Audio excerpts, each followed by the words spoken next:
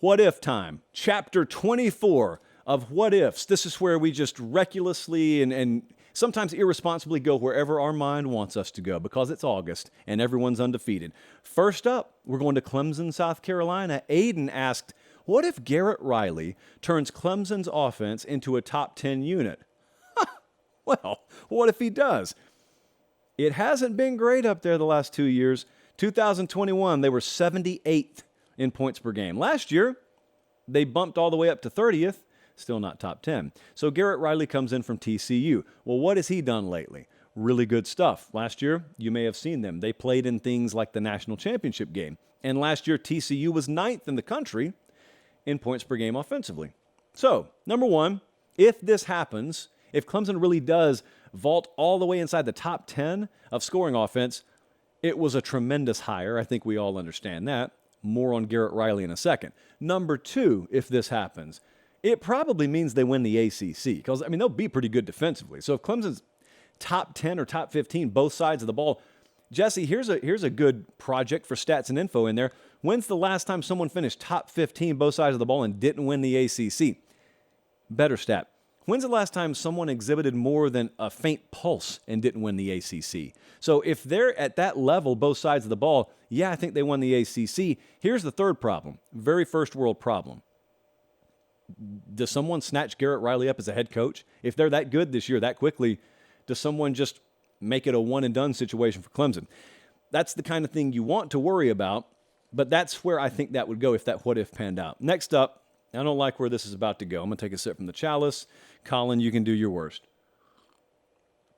Yeah, so Cade hit us up and said, what if Iowa State is a dumpster fire this year? I'd be interested about Matt Campbell. I have notes for everything we do tonight except one. I just put a great big X with a circle under this topic. I have no interest in talking about it. A lot of you have taken liberties with me, knowing my allegiance to a program whose color scheme mirrors that of Hulk Hogan and whose mascot is a tornado, knowing full well my second passion in life is storm chasing. And so it has brought a lot of you great joy to sort of drop the figurative elbow on me because Iowa State may be caught up in a little bit of an illegal gambling scandal. Whomst amongst us hasn't been there, right? Well, if they fall off a cliff this year, what will I do? I'll ignore it completely. That's what I'll do. But also, let me remind you of something with Matt Campbell. Matt Campbell had a chance to get out of there, and he didn't. Matt Campbell, I think, probably prioritizes things a little bit differently than most people. Producer Jesse asked me earlier today, why don't you think he left? I said, I think he likes it there. And when I tell people that, there's this pregnant pause because they think I'm not done talking when I say that. I'm done. I think he likes it there. Like, not everyone wants to live on a coast. It's nice, but not everyone wants that lifestyle. Matt Campbell just kind of likes it up there. And he's one of us, He's one of us. So my question will be, if they go 4-8 this year, it's a distinct possibility. They could have a disaster of a season, or they could shock the world. I'm hoping for that. But if it doesn't happen, if it doesn't pan out, and they got Texas and at Kansas State to end the year, by the way, if that is with their head barely above water and then they miss out on bowl eligibility, is anyone going to really suggest that guy forgot how to coach? Or it's just Iowa State? And remember, Iowa State, what did you tell me, Jesse? He's like a couple of games above 500 or something like that and is one of the best they've ever had. 53% winning percentage. It's the second best in the history of the program. It's Iowa State. The expectation level should not be where it is. It's where it is because of him. So that's what that X with a circle around it means. Don't tread on Matt Campbell and I. Next up, this has never happened before, but yet we get it all the time. Chad said, what if a 2-loss team makes the college football playoff? History. That's what, Chad. History happens right as the curtain falls on the beloved 4-team playoff era. Beloved for some of us. But number two, aside from history, it probably means we got chaos, right? If we get something we've never had before, we have to have something that rarely happens, and that would be chaos. Who's the 2-loss team, by the way? So here's a fun exercise. If you're driving around in your Toyota Tacoma down there in Woodstock, Georgia today, who's the 2-loss team? What conference did they come from? because we were trying to rack our brains earlier today and figure out if this is possible in any conference other than the SEC. Now, obviously, this has a lot to do with how the rest of the landscape pans out. But in the Big Ten, if you just think it through, we think the teams that are capable of doing this in the Big Ten are all in the same division over there. And so they kind of play whack-a-mole, our favorite college football divisional game, which will be no more after this year. And also, you don't know about the strength of schedule, but in the SEC, a team like Alabama or a team like LSU, I mean, let's say like LSU loses to Florida State in week 1 and loses at Bama. But Bama loses 2 conference games. So LSU goes to Atlanta, beats Georgia. They are 11-2 SEC champs. What happens there? It would be fitting that that's the only 2-loss national champ we've ever had, LSU, back in 2007. And God bless 2007, by the way. Maybe it'll be LSU. I don't know.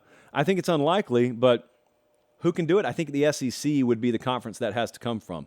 Now, you know me. I think it could be a car wreck out there, figuratively speaking, in the Pac-12, and we could have a bunch of good teams with 2 losses.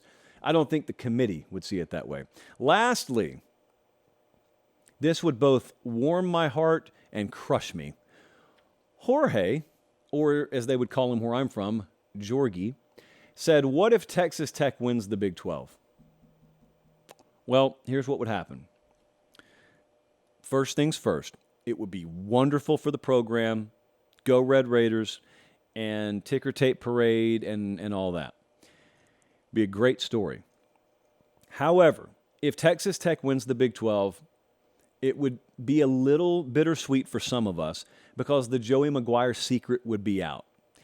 And you'd watch a lot of the casual national media who don't know a thing about him, probably couldn't even spell his last name correctly, all of a sudden act like they've discovered Joey McGuire. It's no different than when you watch the NFL draft and some draft expert who you know started watching college prospects you've watched for years about 3 months before the draft, all of a sudden starts acting like they discovered some edge rusher out of Alabama, some defensive back out of Ohio State. And you're like, I was watching this kid as a sophomore in high school in Mansfield, Ohio. What are you talking about under the radar? You've got him mocked late first round. He's not under anyone's radar. He was 3 times all Big Ten. That's what it'll be like with Joey McGuire. And a bunch of people will run national stories on, did you know this about Joey? Did you know that about Joey McGuire? Yeah, we've known it, actually. Where have you been, by the way? It says college football writer in your bio. Why are you acting like you just discovered this guy? So I am preemptively preparing myself for when Joey McGuire and Texas Tech eventually do pull this off. It's like back in, you know what, let me use a reference the rest of the country will understand. We had Smitty's Boiled Peanuts in Columbus, Georgia when I was growing up, right there at the railroad crossing on Double Churches Road. And the thing about Smitty was he didn't have to market at all. He was like Waffle House. He had a $0, 0 cents marketing budget. Word of mouth around Columbus is how Smitty moved boiled peanuts. And then word about Smitty's got out. And it got out to the Green Island Hills folks. And so they probably sent a proxy over because folks from Green Island Hills can't be seen buying boiled peanuts. But they sent them over. And then all of a sudden, Smitty's blows up and he has like franchises all over town. And it was still great, but you didn't get the authentic Smitty's experience. He had his own customized truck that I think was a relic from the World War II era. Oh, it was great. I doubt he ever washed the pot. It was wonderful. So the best seasoning, by the way, comes from the unwashed pot of boiled peanuts. Well, Joey McGuire Smitty's. That's what I'm trying to tell you. Again, I use references that are understood from Seattle to Miami, LA to New York, and everywhere in between. Hey, side note, if they do win the Big 12, do they go to the playoff? Are your children ready to live in a world where Texas Tech is in the college football playoff? I said it that way because I know that will end up in a hype video out there. Or I hope it does, because I can promise you we're the only ones that are ever going to say that, even if I say it in jest. If they make the playoff, you will never hear me admit that I was joking about that.